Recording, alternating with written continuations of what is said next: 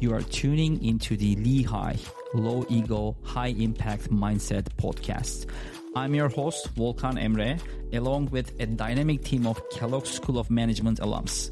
We are here on a shared mission to uncover the mindset that drives impact and success. On LEHI, we have thought-provoking conversations with incredibly successful entrepreneurs, business leaders, and investors from around the globe. We uncover the mindset that drives them, allowing them to make a high impact without losing themselves to ego. Now, let's get started with today's episode.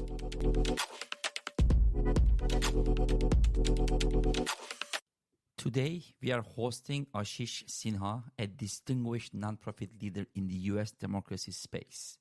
Ashish currently serves as the Chief of Staff at the Institute for Responsive Government, a nonprofit organization based in Washington, D.C. This organization is dedicated to assisting policymakers in finding solutions that enhance government efficiency, accessibility, and responsiveness to the needs of real people. Ashish is a fellow alum of the Kellogg School of Management. Ashish, welcome to Minnesota. It is really strange and yet at the same time great to host you in my basement in St. Paul. What a nice coincidence, and it's really great to have you. So, what brought you to Minnesota? So I'm here for a conference, the National Public Health Law Conference, where I'll be speaking on voting rights to a group of public health experts and lawyers from around the country. Okay, Ashish, we have a tradition to start with short warm-up questions to get to know you a little bit better, and I will have some rapid-fire questions. Are you ready? Yes. Coffee or tea? Oh, my former tea-file self will judge me, but coffee. Okay. Dogs or cats? Dogs, 100%. Okay. Yeah, you were very friendly with my dog. Yeah. He doesn't really like many people, honestly. Yeah, I can see that for sure. Mountains or beaches? This has changed, but beaches right now. I hear it a lot, actually. As a reply to this question, people say that this has a changing nature. Text or call? Neither, in person. I reject the question. Great. Music or podcasts? Music for me. PC or Mac? Mac. Yeah. Actually, you inspired me to buy a Mac. Oh. Yeah.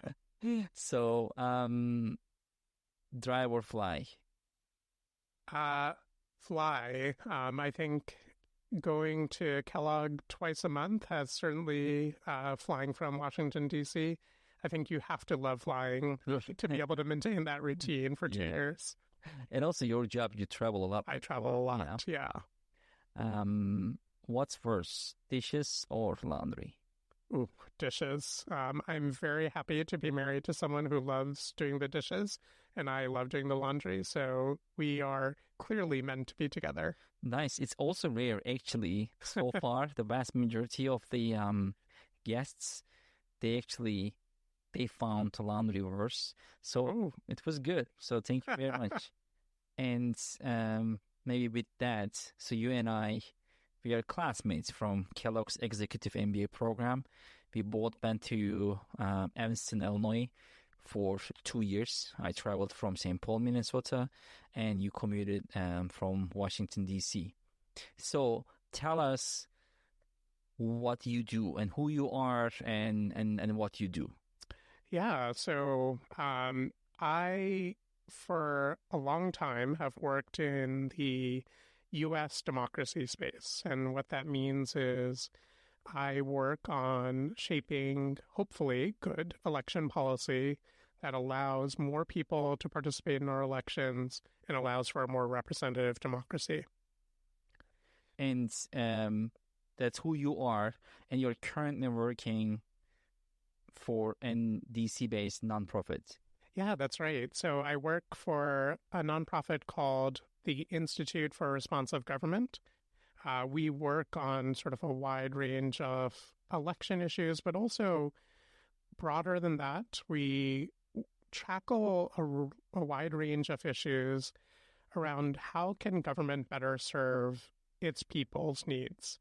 How can we make the day-to-day experience between citizens and their government one that not only is actually a pleasure to go through and actually serves people's needs, but also takes cues from business around how efficient service delivery can really be able to serve both government's needs as well as its constituents. Can you give maybe one or two specific examples to put what you just said into like a specific context for the audience? Yeah, so I don't know if you remember the last time you went into your Department of Motor Vehicles. This is not a state agency that often gets credit for having the best designed customer experience. And it's something that it is hard for people to navigate, forms that are not made for humans to really understand, application processes that take a long time, and just a lot of time for people who are sometimes working 1-2 jobs, have families, and not enough time to be able to go through. And I think one of the things that neither political party spends enough time thinking about is these are the day-to-day experiences that people experience their government. And if those experiences are negative, do not live up to their expectations of what government should be doing, people lose faith in that government. People lose that level of trust. And it applies beyond Department of Motor Vehicles to things that are even more critical, Medicaid or other health benefits that people rely on. Elections, how people can vote and be able to cast their ballot as something that's fundamental to not just the American experience, any democracy. These are all ways that government has an opportunity to really be able to engender trust in itself by providing good customer experiences, make sure that people are being met where they are rather than expecting them to understand legalistic forms and processes that were not intended for the mere mortal to understand. And this work includes, obviously, state-level legislation, state-level governance. And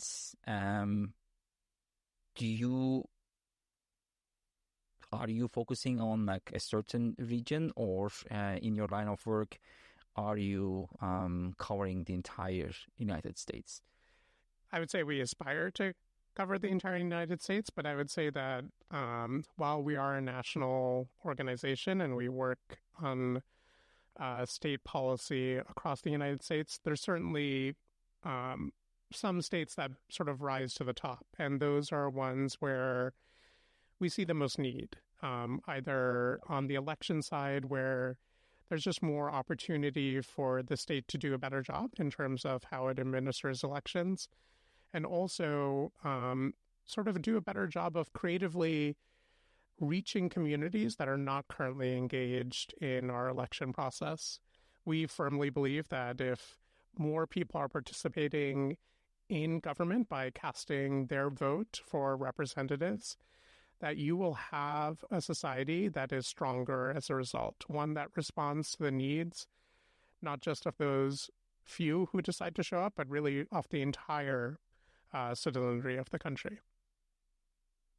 Citizenry is an amazing word. I think I heard this like from you today at least twice, and every time I heard this word from you, I was fascinated by the beauty of it, honestly. So how did you end up in this field? It's very, we went together to a business school, right? And I remember one of the first classes was with a professor. Honestly, I forgot his name, but then he literally told us, why are we here and what is the goal of an entity? And the simple answer was like, to make money, right? So, what made you to decide to go to a business school, and Kellogg in particular, as a nonprofit leader? And I also want to come back to my first question, the first part. How did you end up in this field? But let's focus on why did you actually pick going to a top business school as a nonprofit leader? Yeah, for me, that choice was, as you can imagine, not an easy choice.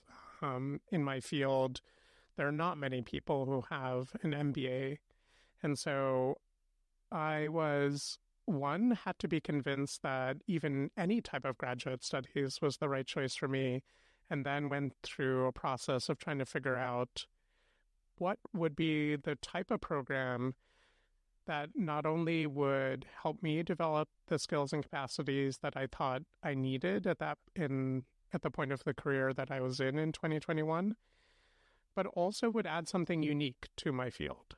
And I think that second part is what made me choose coming to Northwestern and Kellogg for business school, because we have a lot of talented people in our field who come from a lawyer's background or from a master's of public administration, master's of public policy, and physicians, right? We had of course world-class physicians in the classroom. Yeah. And then in my field, the people who were coming with those backgrounds have added so much value to our field. And I didn't feel like me being another person with one of those degrees necessarily would add a lot of unique perspective. And when I looked at the curriculum for an MBA, just even beyond all of the valuable relationships and learning from different sectors that go beyond the nonprofit field, but even just the learning, honestly, whether it was finance, accounting, marketing, learning how businesses approach their customers and how they best sort of develop the strategies that are able to allow their business to grow, felt like such a unique way for me to bring a unique perspective to my field. And we both graduated kind of recently. Quite. And maybe it's too early to see the impact of Kellogg, but definitely it was an impactful journey. For me, it was. I'm sure it was an impactful journey for you too when we were in the class. But how do you see the impact is different for every participant, right? Every classmate, class member. What was the Kellogg impact on your life, both personal and professional so far? And how do you think that this may potentially evolve in the future? I think so. There are a lot of ways. I think the biggest, though, was sort of a mind shift for me in terms of what I want to do with my career. Before I started at Kellogg, I was in sort of a role that I was very comfortable with. I was able to provide a lot of value managing sort of a department around policy implementation. It was an issue area where I got to dive into the weeds of everything dealing with state agencies and how our government works. It spoke to me in terms of everything that I was interested in academically and then professionally. I think what Kellogg enabled me to do is to think about all of the things I wanted to try outside of my comfort zone. And one of those was taking on more leadership in a management role. And so halfway through my Kellogg program, I shifted from being the implementation director for my nonprofit to the chief of staff. Very different role. I'm much more forward-facing. I give presentations, do talks, and I also work on sort of internal management and processes. Those are things that I had shied away from for most of my career. I think Kellogg gave me the allowance to try new things because I both had a cohort who I could sometimes annoyingly, I'm sure, ping for questions and ideas, and then also frameworks from classes with professors that I really respected who gave me ideas around leadership and around strategy and things that you can pick up sort of learning on the job, but it's not quite the same as learning from people who have thought about it their entire career. And I want to go back to the choices that you made that brought you to your career path, which is arguably very unique. And I was really fascinated by having you in the classroom, and having someone from Washington, D.C. I lived there for a very short period of time in my life, but it was an amazing place, a very worthy place. Yeah. And having someone from Washington, D.C. who is doing such an impactful nonprofit work that is focused on domestic issues. And I think voting rights is one of the really most major things domestically. So what really made you to choose this career path, or how did you end up here? Yeah, so for me, I grew up in a family where the stories that we told were about family members who worked in service of their country. My parents immigrated from India. My grandparents were active in India's independence movement in Bihar, which is one of the states in India. And my grandfather on my father's side ended up joining parliament after independence. And my grandfather on my mom's side became a professor of political science and became sort of a mentor to this emerging group of political activists in Bihar who were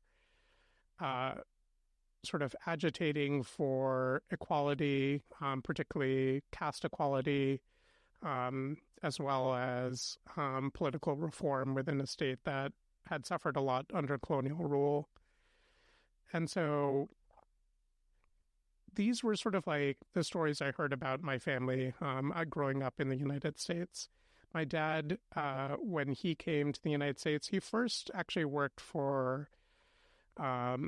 in finance for a couple years after graduating from business school and engineering master's. Didn't find it quite sort of fulfilling enough for him, so he ended up moving to international development and worked at the World Bank for pretty much his entire career before he passed away. And to me, this idea of using the privileges that we had access to good education, we had access to, a stable life growing up in Washington, D.C. The idea of using that to be of service to your country felt like something that was very natural. I will say, though, if you asked anyone who knew me growing up, the idea that I would do anything dealing with U.S. politics would have been surprising, to say the least, to any of them. I was not at all interested in U.S. politics growing up. I honestly was quite cynical about U.S. politics going through high school. My interest tended to be foreign policy and international development.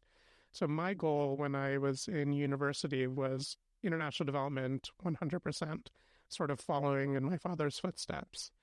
I did an internship at the World Health Organization and was going to join the Peace Corps after I graduated.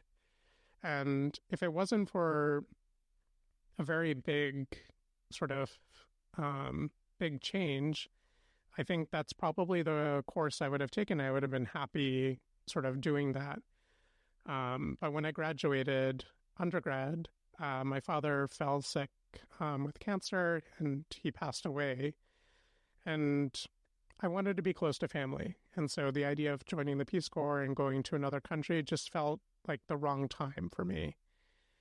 And the year was 2008. So the elections in the United States were ramping up.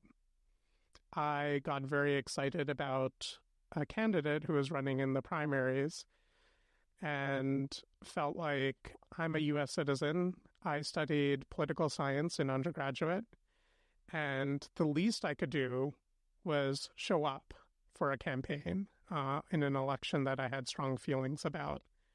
So I ended up joining the Obama campaign in 2008. They ended up hiring me onto the general election where I worked in Virginia. And I would say the rest is history. I found it such a good solve to my cynicism to actually talk to other people, to learn like whatever perspectives people had, whether I agreed with them or disagreed, how much they passionately cared about the country, how much they were trying to figure out what the right answer was for their family in an election. And that made me want to do this for the rest of my career.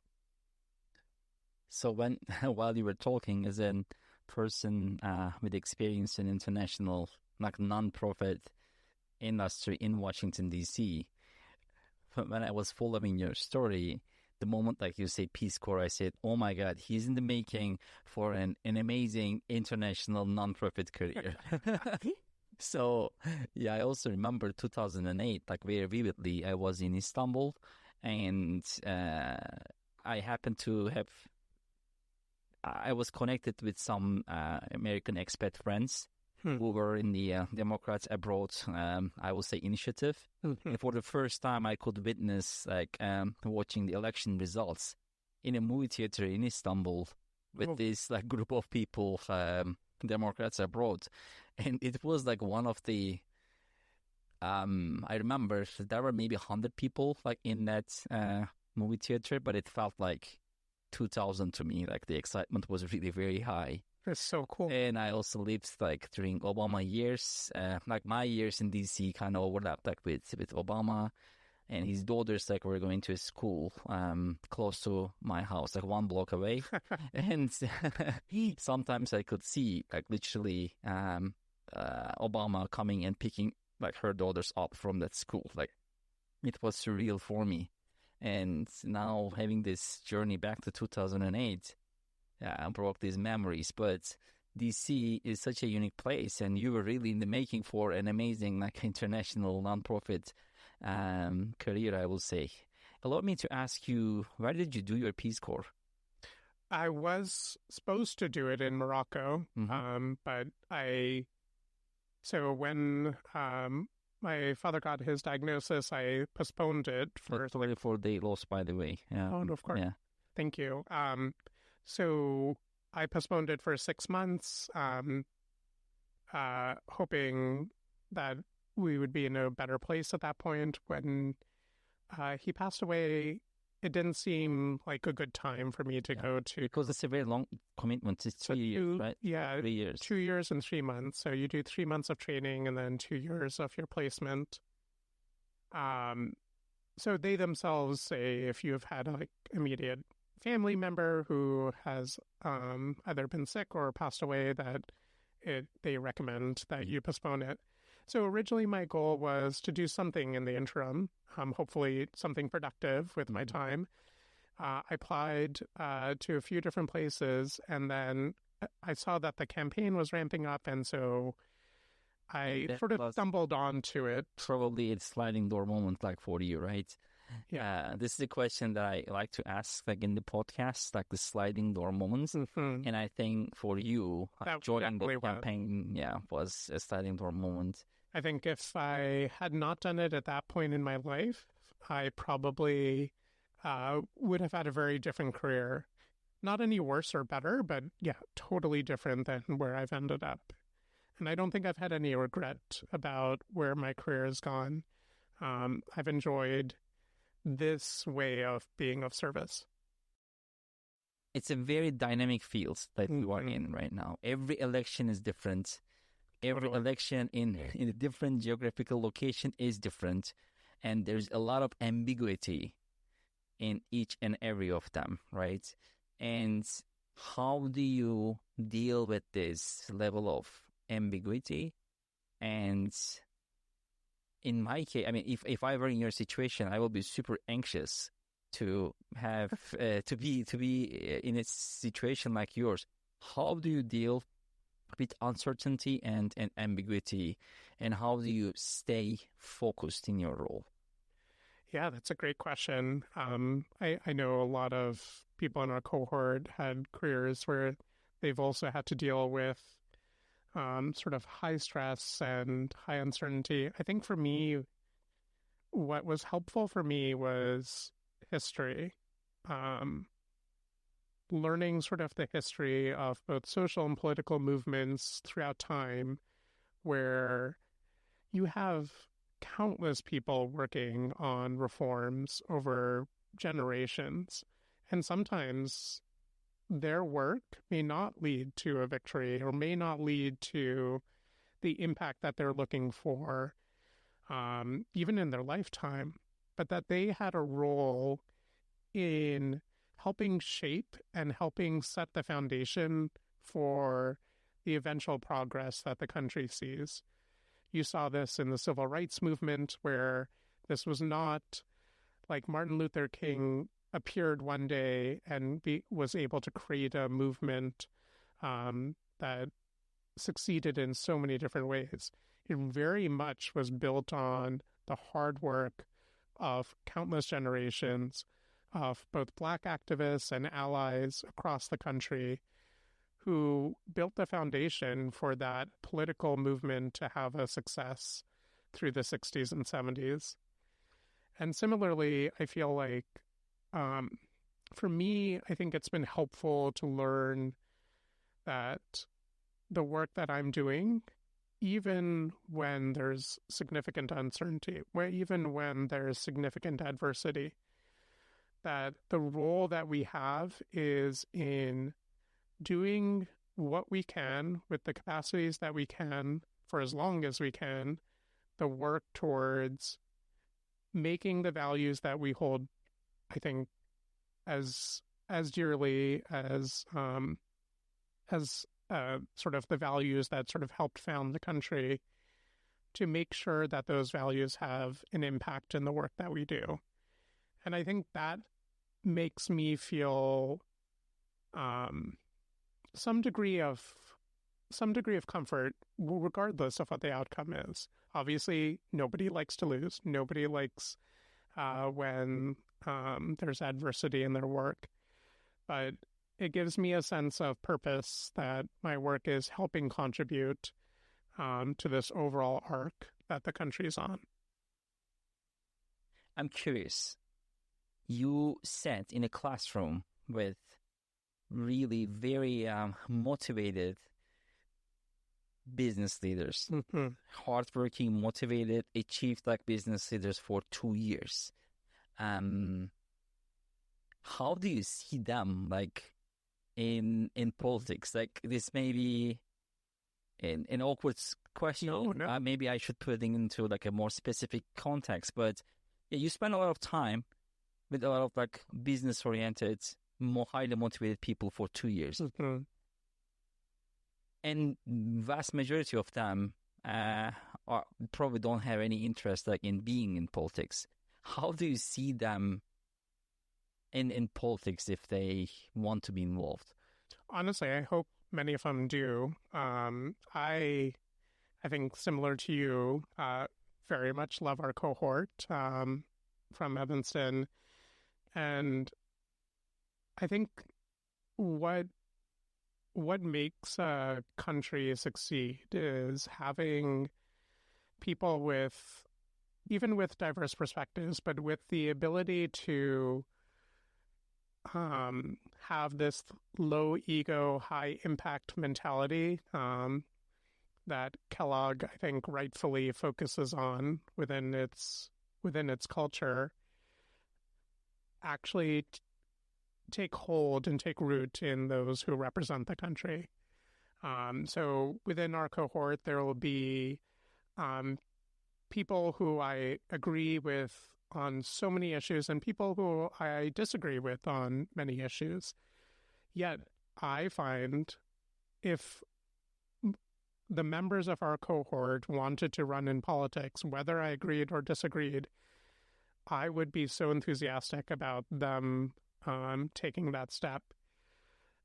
And it goes beyond policy differences. It's more about the mentality towards governance that I think matters even more sometimes than the choices that we may make on any given issue. And I think so many members of our cohort have that mentality of wanting to have an impact that benefits people, not just benefits ourselves, and are willing to set aside their own, I wouldn't say ambition, but set aside their own need for credit or need for external validation in pursuit of that impact. I think that's something that serves people well in business, but certainly would serve them well in politics too. One question about immigration, immigrants, and immigrants in politics. So you are a first-generation immigrant, right? Like definition wise. I'm an immigrant, and we are now sitting in a basement of a house like built in 1940s in somewhere in St. Paul and talking about like U.S. politics. So and one common moment in our lives was the 2008 elections, and which was in the federal elections like were won by Barack Obama, who is also a son of an immigrant, right? So how do you see, because you are in the field, you are seeing a lot of different campaigns. How do you see involvement of immigrants in the U.S. politics in an historical context? This can be a very deep question, but how do you see the impact of immigrants in U.S. politics? Yeah, that's a great question.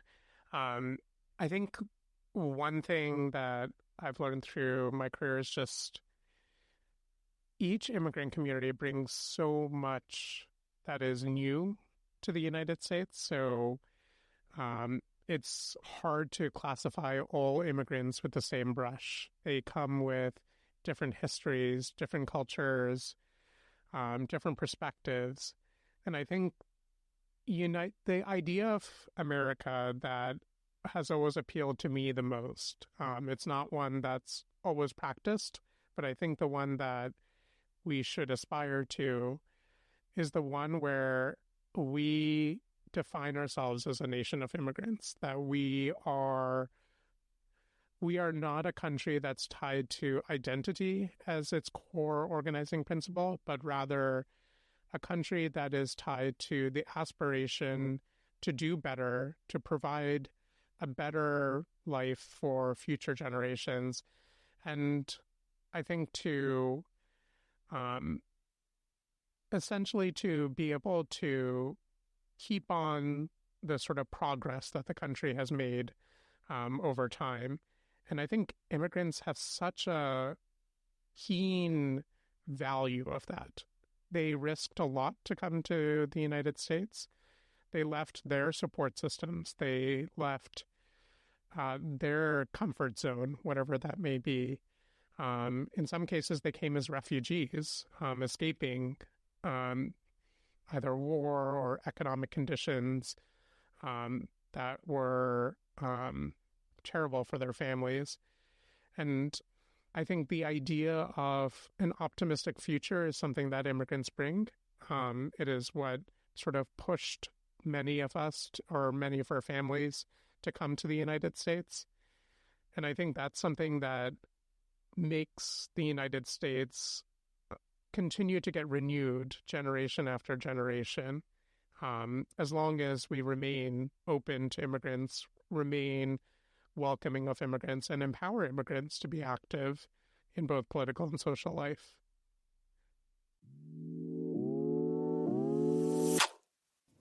Thank you for diving deep with us on another episode of LEHI, Low Ego, High Impact Mindset.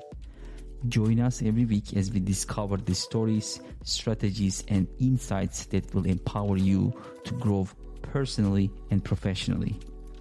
Stay inspired and catch you in the next one.